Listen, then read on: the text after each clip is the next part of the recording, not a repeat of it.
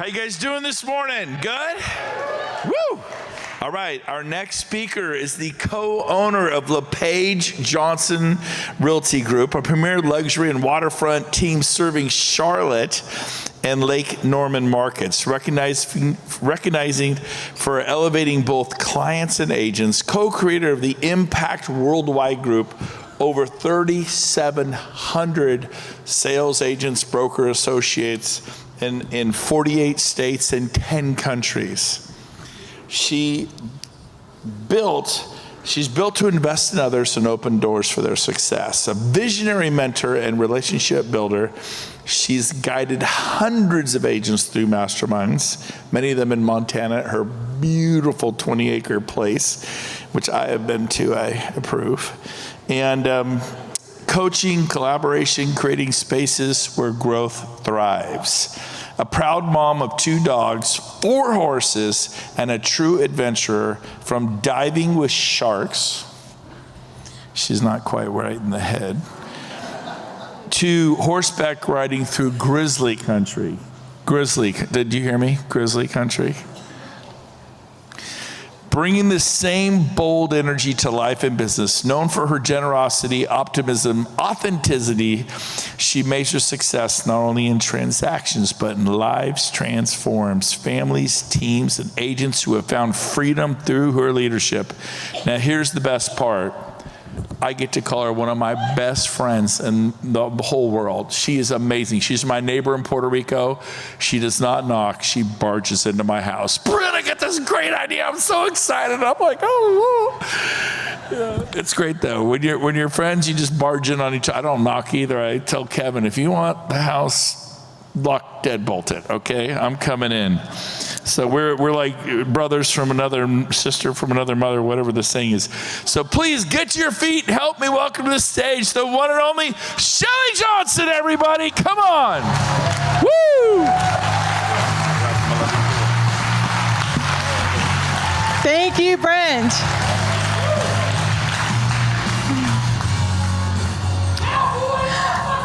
Hey, I got my gear on. So here we go. Maybe it'll flip here. There we go. So we're watching right now what I love, which is the rodeo. And the reason I love it is because these guys and gals, usually guys, get on stage, get on a horse or a bronc or a bull or a bronc or a bull, and they literally get on there and they pull the gate and they just go crazy.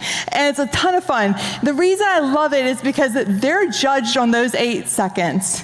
Those 8 seconds that they have prepared for and prepared for and prepared for. So a lot of things in life are like that. The NFL, did you know that the average play is 4 to 6 seconds? I didn't know that. And did you know that the longest one recorded is 20 seconds? The Bronx, I said 8 seconds, and then you're a millisecond.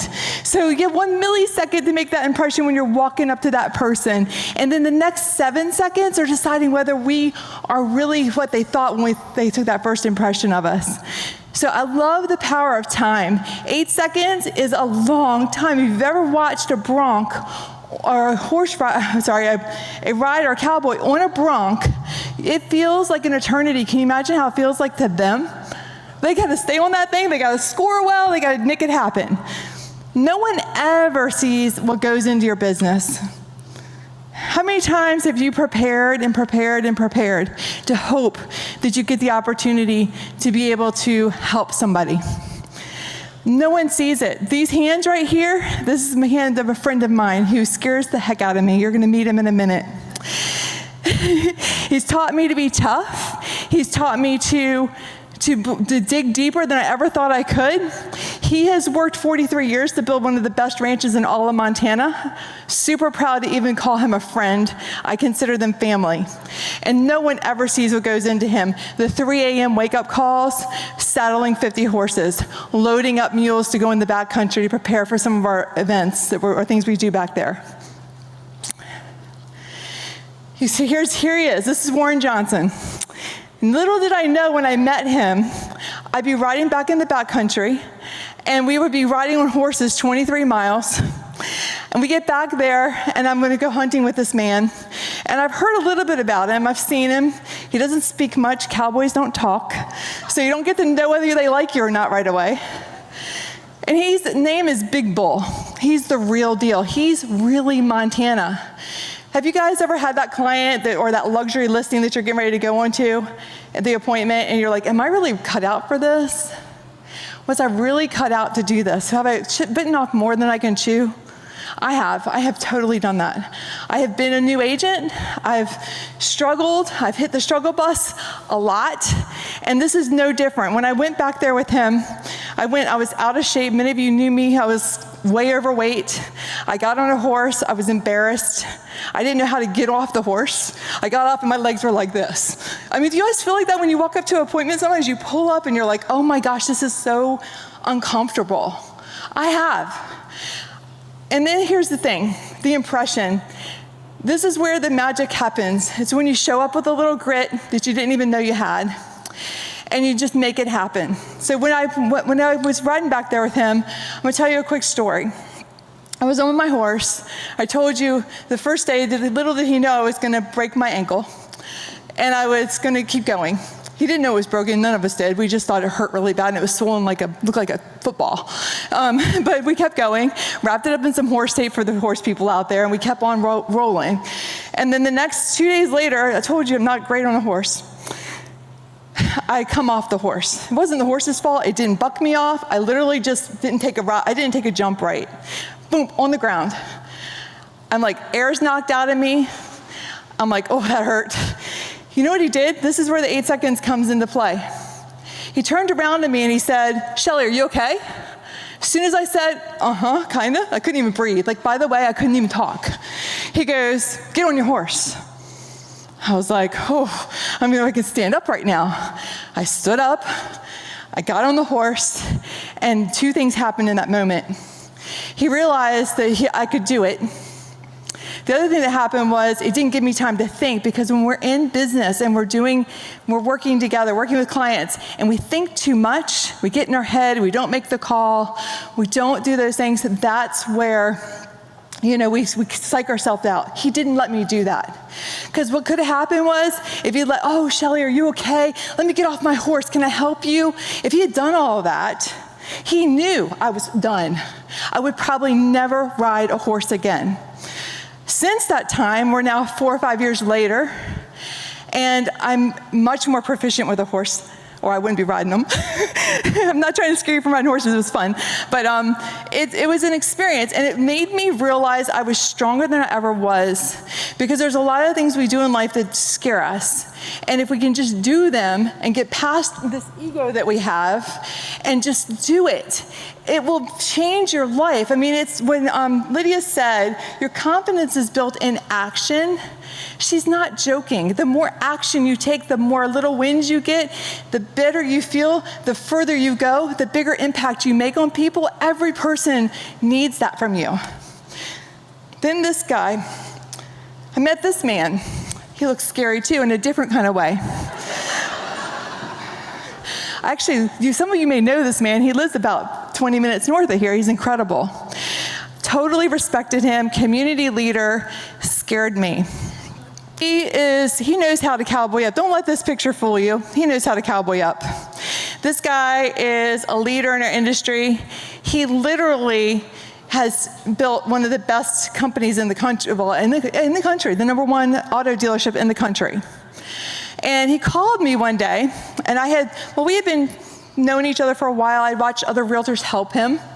I watched myself on the sideline, but I stayed connected. I stayed relentless with him. That's what I'm sharing with you right now, is that relentless pursuit of what you're after. He was so funny. As we got to know each other over time, he called me one day and he said, Shelley, I want you to help us, you and your team, Craig and you, to help us with one of the biggest transactions that's happened probably in Charlotte. And I thought, oh my gosh. I was not a commercial agent. We didn't know exactly what we were gonna do or how we were gonna do it. He told me he was coming in 2 hours. I was like, oh no. I called my attorney and I said, I don't know how to write this contract, but this man expects me to do it and told me he expects me to do it. So we literally got in action right away. And the reason he made that decision to call us was because he knew how relentless we had been in the pursuit of that friendship. And we kept showing up, and we were interested in the things he wanted and cared about.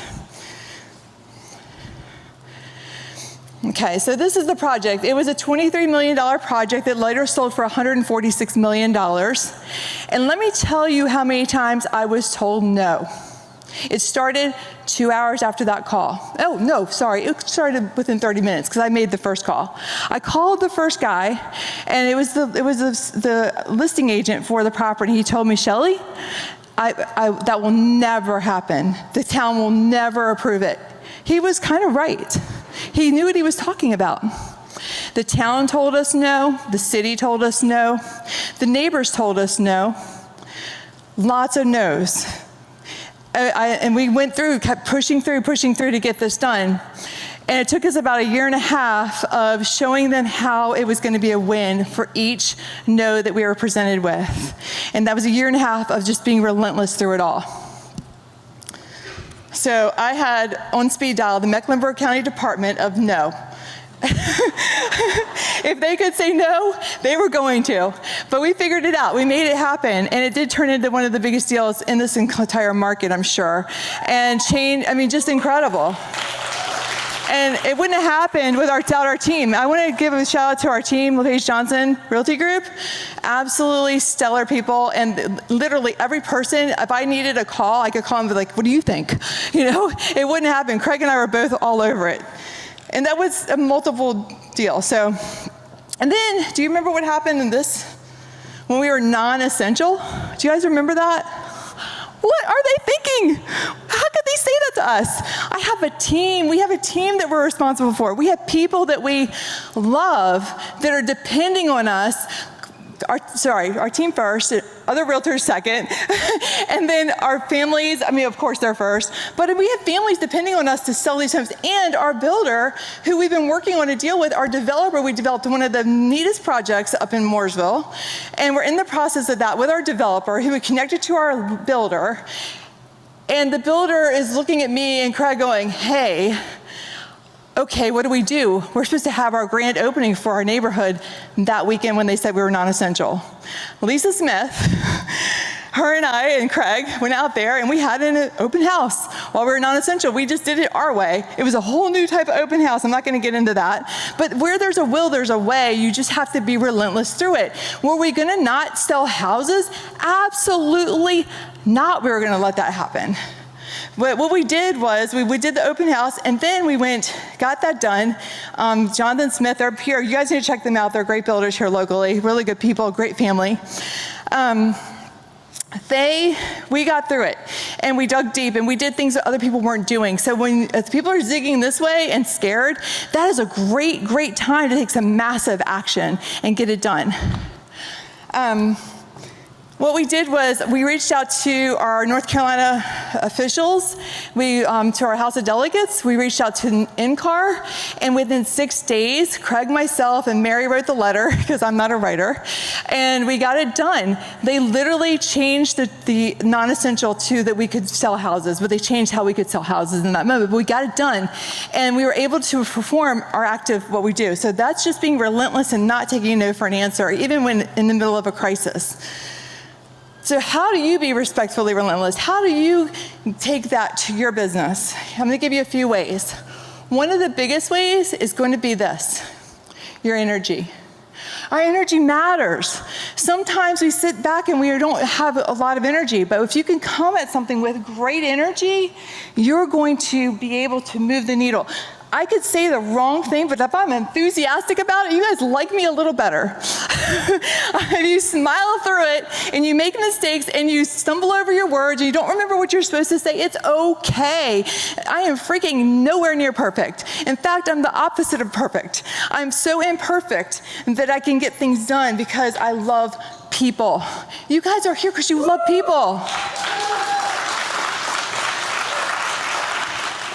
And as we do that, doesn't it feel good? Like you just made a little difference and a bigger difference and a bigger difference. That's where the win is. But the energy matters. And if you don't have the energy, sometimes you have to kind of get on a call and you have to stand up and get yourself psyched up for that call, even the hard ones, and make the hard ones faster. Make those calls faster, because the faster you make them, have you ever had something like you felt it was going to be a really bad call? I have had those, oh my gosh.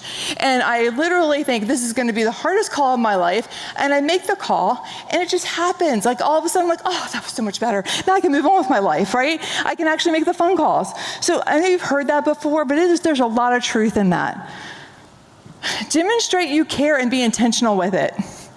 Don't just haphazardly hey Danny, don't haphazardly show up and oh yeah, I'm gonna send a card. Like put a plan together where you're actually intentional with showing you care about people, because the busier you get, it's gonna be harder and harder to do that. But if you pick the phone up and you make a plan, this person matters to me, like have your list, you guys know this, right? But be intentional with how you care. Okay, hold on, I'm gonna show you, I'm gonna miss something that's important. Okay, I don't think I missed anything. Follow with value, not pressure. So I see a guy in the back, one of my favorite people, Rick Saba. He does this at a high level. He will call you on your birthday, send you a birthday video. He will call you and just tell you he loves you. He will call you and tell you thank you for something you don't even know you did. He will constantly just check in on you and care about you. And then what happens from that, sometimes this weird synergy happens and people oh my gosh, you might actually have a relationship with that person where you actually really care about their success and what they're doing. Those things matter. So just follow up with value. I'm looking at his partner, Tristan, here in the front row. And I followed up with him for 2 years, right? And we have one of the best relationships ever. Oh, and the guy next to him, Lee. You guys are a problem. No, I'm not doing that. And when someone tells you that, don't hear no. It's okay. So you can ask them a really good question. On a scale of 1 to 10, where are you with this in your process? And they will tell you, well, Shelley, I really don't want to move because my mom is sick right now. I do think we're going to do something in the next 6 months. Great. Use what Kevin said with the movement mortgage girls and start putting a plan into action. One of the reasons we miss opportunities is we fail to put a plan into action for our clients. They are looking for a leader. They're looking for you to give them that. So if you can do that, that's great. Respect their timing, but stay top of mind.